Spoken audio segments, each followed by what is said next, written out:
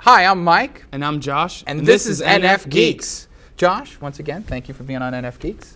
All right, this is a great NF episode because it's something kind of close to my heart in my childhood. And I talked about this on the forum, and that is as a boy, an adolescent. I was like 14, 15. I was wicked into Nostradamus. Okay, I just thought this was the most amazing thing. There was a movie on in the early 80s, and if you're my age, you'll know this movie. It's called The Man Who Saw Tomorrow. Okay, and it was narrated by Orson Welles. Okay, and it was a documentary sort of about Nostradamus, and it talked about his quatrains and how he predicted this happened, that happened. And the last like 20, 30 minutes of the movie is about the future, the 80s, the 90s, 21st century, and it was horrifying. Like, it was really, they put all the scary stuff, nuclear war and all this, and I remember watching it like through my fingers. But I was very interested then. I had a whole bunch of books about him, and I think about him now. He's a great there's some sort of NF metaphor thing going on with him and what he did and what he is now. So I'm interested in having a conversation about that, about Nostradamus. All right, so, being a fellow NF, what are your thoughts? I think it's an interesting topic, too. Right away, whenever I think of Nostradamus, I don't think he's an INFJ. He's in NF, but he's not an INFJ. That's interesting. What do you think he is? Because I think he's probably in either, because he spent a lot of time by himself. So he's either an INFP or one of us, but I think he's more of an INFP. Really? As opposed to an INFJ? Yeah, I think he's an INFP. Okay. Oh, that's interesting. Because I think he has to be a P. Because in order to do all of that, like astrology, what's in the future stuff, you got to be you got to be a P, I think. Yeah. I don't think he's an ENFP or an ENFJ. Because otherwise he'd be out talking about it. Like, that would be his legend. He'd be bragging about it instead of just writing it down. Right.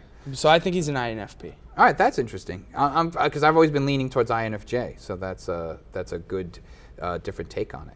Have you had any interest or have any understanding of him, or what are your thoughts about him? I would watch like documentaries or stuff like that about him, like through like the History Channel or whatever. I think it's interesting, but I kind of have a less I think it's cool like how he played around with alchemy, and I think like the things that he used to predict the future are interesting, and some of it's funny how some of them are like very close to being accurate. But I kind of have a little bit less of a amazed factor than you, I think, on him. Yeah. Well, I have the way I think about it now. Well, as a boy, I believed it. Like at 14, I thought, oh my God, nuclear war, 20 years. Witchcraft is real, and he knew it. And he knew it. He saw it. He looked into that cauldron, and he saw, I was going to graduate from high school someday. He saw everything. But now I look back at it as this is my young adolescent self coming into contact with other NF things.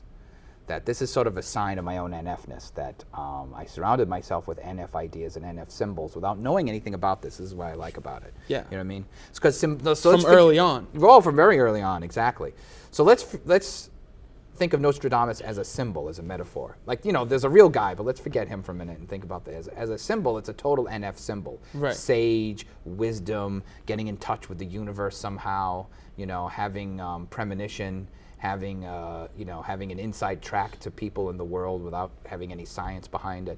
Right. That's very NF. Completely. Right. So I realized looking back, like, oh, he was sort of a way of me getting in touch with my NF stuff. With that. So my question then for you is, what are some stuff from your youth that are very NF that you connected with, that are youth or the teenage years before you knew you were in NF? What are some things that connected? I think like a good example from like when I was like a kid would be like Dragon Ball Z. Oh, really? Because like they shoot energy out of their hands, right? And they fly, right? And wish I balls. love Dragon Ball Z. Yeah, wish balls that grant you wishes. Right. That's awesome. Planet Namek is an entire NF universe. Yeah. Yeah, I could see that. I absolutely could see. It's not as NT as you think it is. No, yeah. If you pay attention for a while, you realize there's nothing, because it's non-rational. Yeah, even like all the technology they have, the point behind it is for like NF things. Like their locators is to find the Dragon Balls. The other thing is to read the energy level of the other guys, like the thing they wear on their face. So it's like, it's very NF. Yeah, and also the idea of transforming into the Super Saiyan. Yeah. Because that's very transformational, Yeah. transcendent. Transcending, yeah. Right, you know, becoming your true self. You're right. Or the best version of yourself. Yeah, that's right. The whole thing's an NF show. There's fusion. Yeah. They can combine to make one guy. That's right. Don't they do a dance at one point? Yeah, and to do it, they have to do a dance. That's super NF.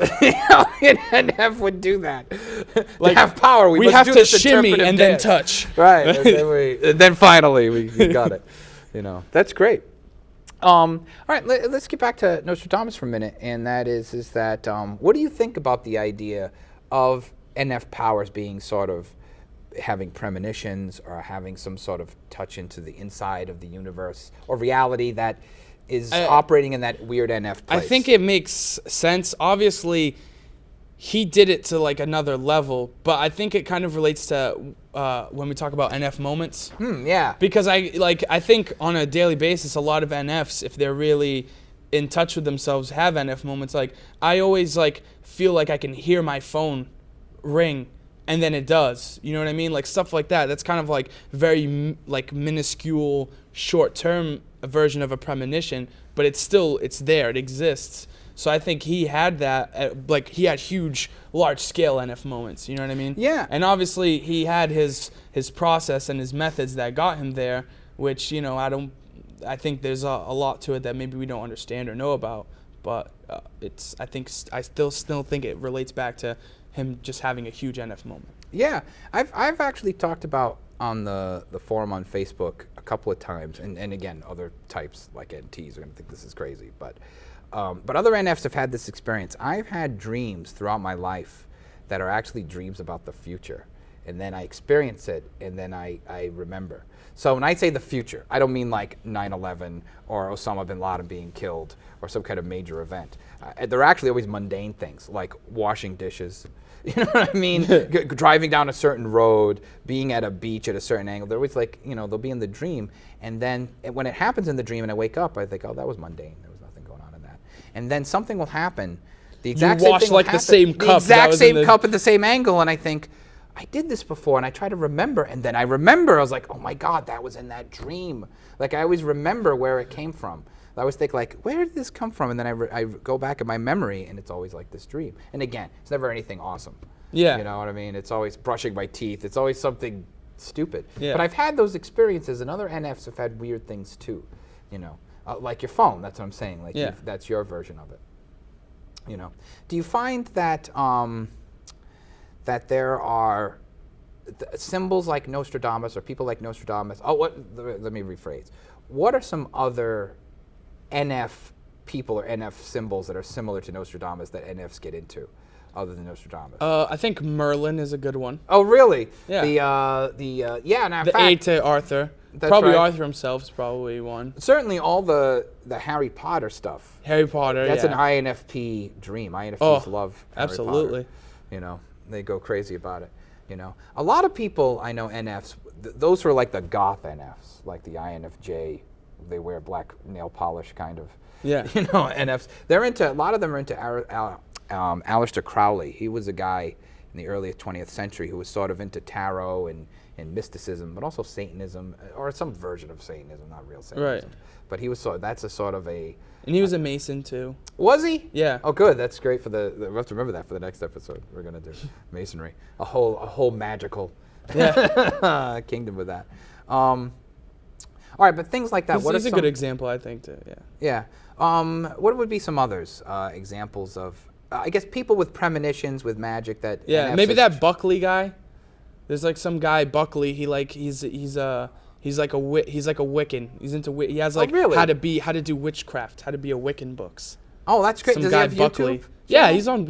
I don't know if he has a channel, but he's got a video on YouTube. Videos about how to be a witch. Yeah, something like that. Like not like how to be a witch, but like certain things that they do, like how to enter the circle. Oh yeah, that's He great. explains that stuff. Yeah, and that's actually just jogged something out of my mind is that we live in an area of the country that's prone to that, for these weird NF things. I'm not surprised now that I have Nostradamus in my brain. And that is because New England, being very old, has a lot of weird witch things. Yeah. With Salem witch We're trials. like into magic. Right, and there's a lot It's of like there's like New magic Age in the here. culture.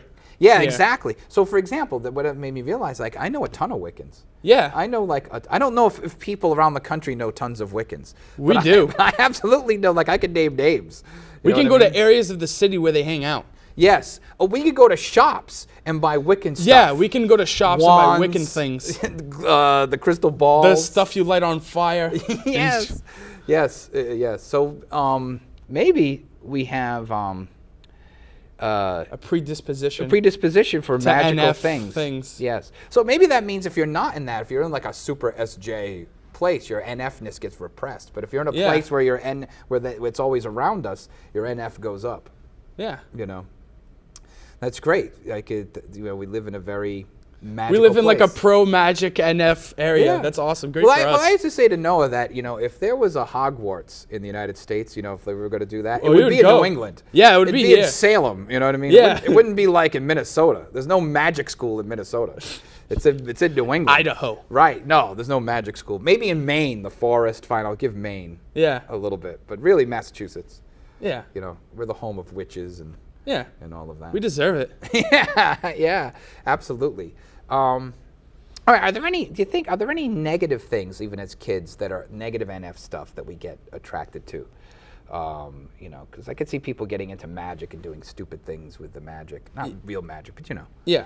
Well, yeah, I think that's an example. But I think anything, most things, you could probably take it like to a wrong extreme. And, I think there's a multitude of things that can be abused. Almost anything can probably be abused. You know what All I right, mean? sure, but let me give you an example. How could you take Dragon Ball Z into a bad NF place where you decide you're going to be Vegeta and you're going to hurt Yeah, people? like if you're... Or Frieza, right? Isn't that the... Well, yeah, what if you like really think you can like shoot Kamehameha out of your hand and then like someone like starts like a fight with you in school, and so because you don't have people skills, you don't know how to defuse the situation, so you end up trying to shoot a laser bomb at some kid and he punches you in the face. That's real. I don't know. That probably happens. I don't know if it's real. It's hypothetically comical. Okay, It's probably happened. somebody trying to be a Super Saiyan. You don't think in the with all these playground? cartoons like that some 6-year-old hasn't got knocked out because he thinks he's Goku? And he doesn't like have other kids he interacts with because he spends all day watching Dragon Ball Z. So he doesn't know how to get himself out of a fight and he gets knocked out. Does he think he can blow some kid up? All right, That's sure. probably happened. Sure, at 6 years old. Yeah. Right. This isn't happening in high school in the cafeteria. We hope not. I know, really. All The right. one won't work. All right, so we got 2 minutes left. So let's get back to Nostradamus and things like that. Do you think he actually predicted anything in the future in an NF way? Well, see, I have like a theory about it because I think as mankind, especially if you think about his time period, we always have this thing in us that's always like aspired for like big things, and we always like look to like what's the next like amazing thing that's gonna happen. You know what I mean? So I'm sure like him predicting like planes and things like that, I think that's kind of more of just like mankind's aspirations for the greatness of the future. Like I'm sure he thought like, well, there's animals that can swim and we have boats. So there's animals that can fly. So one day we'll figure out how to fly. Like I think that's things like that. But I think obviously he kind of made some specific predictions about World War II, and even you could interpret things about him making predictions about 9/11. So I mean, there's some pretty intense, unexplainable things that he does talk about. So I mean, there's probably an angle to that. But Well, that's great. That's very NF because I, when I was in grad school for my first master's degree, I wrote a paper it was about technology and the space shuttle, actually. But the point of the paper was that all great ideas, I didn't realize how NF this was, all great ideas and innovations sort of start in the dream and start sort of an NF sort of premonition way and then goes through a process that manifests. So the first, you know what I mean? So the real understanding of the future, like you said, sort of, there's a point in my paper, comes from this imaginative, emotional, sort of mystical place. like, where can we go? Yes. Well, I mean, not even, almost like a little dream kind of mythological thing. It could be even more abstract and metaphorical. Right. You know, but to connect what you're saying, like, right, you know, Leonardo da Vinci drew things of like a helicopter. It wouldn't have flown, but I mean, he sort of had an understanding of how you could make things fly, gliders, you know, things like that. There's always these myths about flight that more or less are right.